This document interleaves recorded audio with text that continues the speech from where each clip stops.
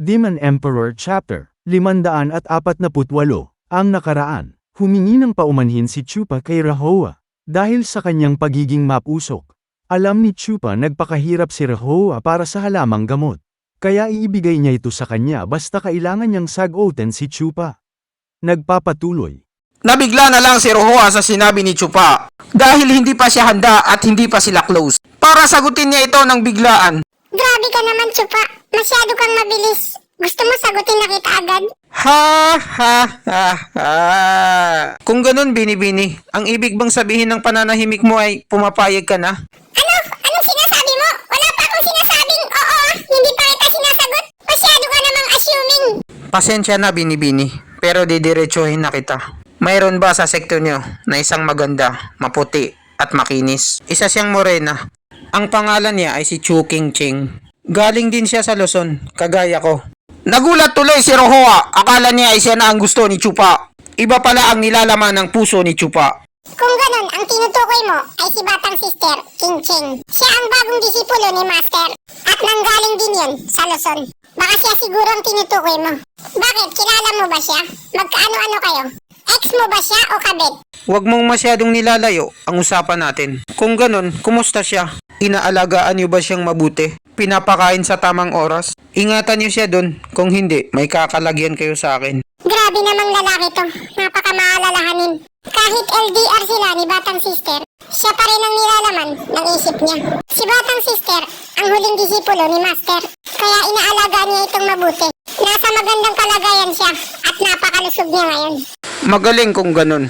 Maraming salamat sa pagsagot mo sa mga katanungan ko. Ngayon, makakatulog na ako ng mahimbing na walang inaalala. Para sa ito, tanda ng pagmamahal ko.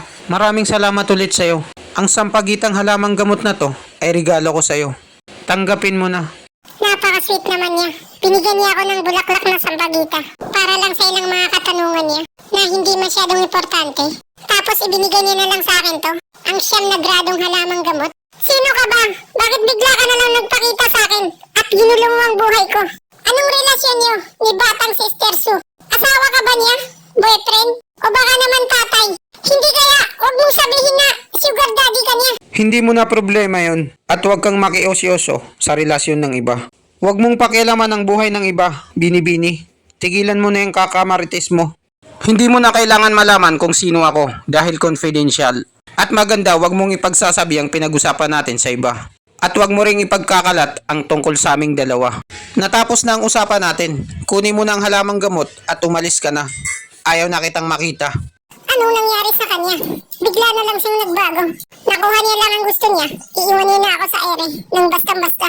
Ganyan talaga kayo mga lalaki. Sa simula lang kayo magaling. Pagkatapos ng pagsawaan, bigla niyo na lang iiwan.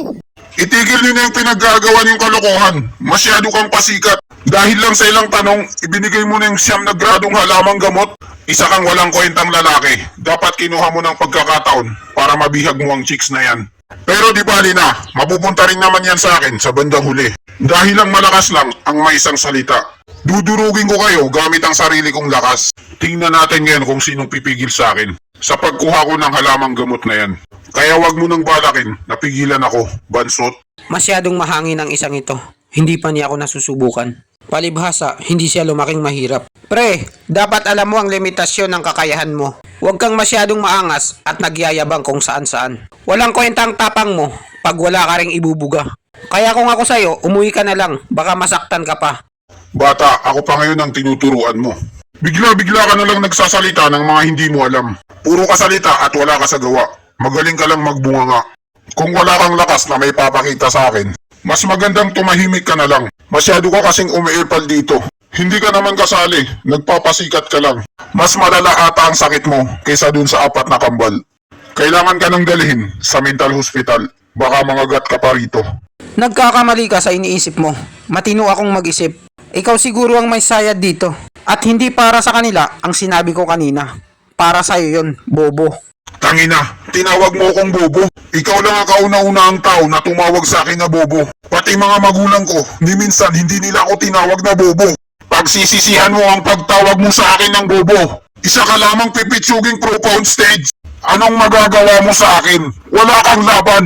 Ngayon tuturuan kita ng leksyon para magtanda. Napakaingay naman ng isang ito.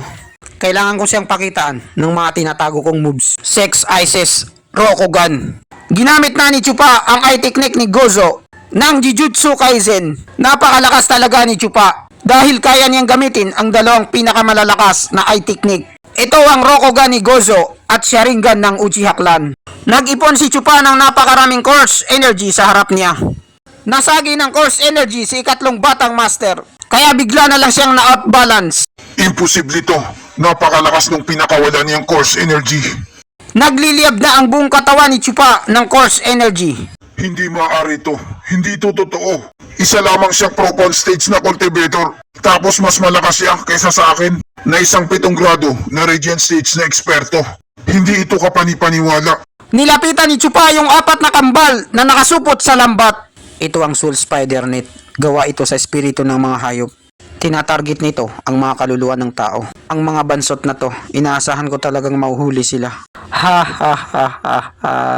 Istiwalis Chupa! Pag-iusap! Iligtas mo kami! 7 gradong demonyong gamit yan. Ako lamang ang nakakakontrol niyan. Kaya huwag kang umasa. Hindi mo sila may liligtas. Kaya kung ako sa'yo, sumuko ka na lang. Ano ba yung sinasabi mo kanina? Hindi kita narinig. Pakiulit nga. Hindi maaari. Paano niya nagawa yun? Ako lamang ang may kakayahan na makontrol ang lambat na yan. Walang hiya kang bata ka. Nagpapanggap ka palang isang mahina. Kaya masyado kitang minaliit. Ngayon hindi na kita mamalitin. Ipapakita ko na sa'yo ang totoong lakas ko. Para malaman mo na mayroon talagang malakas kesa sa'yo. Hindi mo pa kasi nakikita ang totoong mundo. Kaya akala mo napakalakas mo na. Sa wakas, nagseryoso na sa ikatlong batang master. Nagliliyab na ang kanyang buong katawan ng course energy. At naghanda na rin si Chupa, biglang namula ang kanyang kamay. At bigla niyang winasiwas ang kanyang namumulang kamay. Nabiyak ang isang buong bundok sa lakas nito.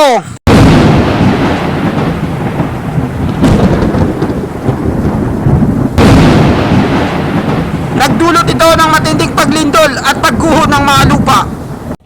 10.5 magnitude ang lakas. Napaupo na lang ang ikatlong batang master at naihi sa kanyang salwal. Paano niya nagawa to? Imposible. Ang lakas niya. At kitang-kita si Chupa sa usok, nagliliyab ang buong katawan ng curse energy. Hindi ako interesadong makipaglaban sa'yo dahil isa ka lamang pipitsugin.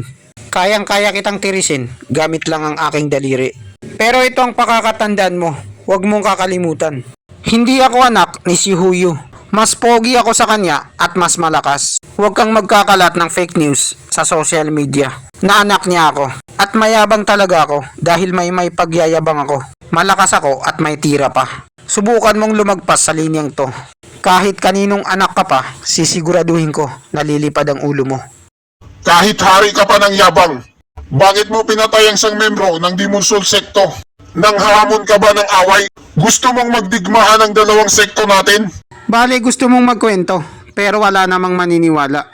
Wala kang sapat na ebidensya. Dahil hindi nakakapagkwento, ang patay na. At ang katotohanan lang ay para lang sa mga nabubuhay. Kapag namatay ka rito, wala nang makakapagkwento ng mga nangyari. Kaya mag-isip-isip ka muna bago pa maging huli ang lahat para sa'yo. At dito nagtatapos ang chapter 548. Maraming salamat po sa panunood nyo. Mag-subscribe para laging updated sa buhay ni Chupa.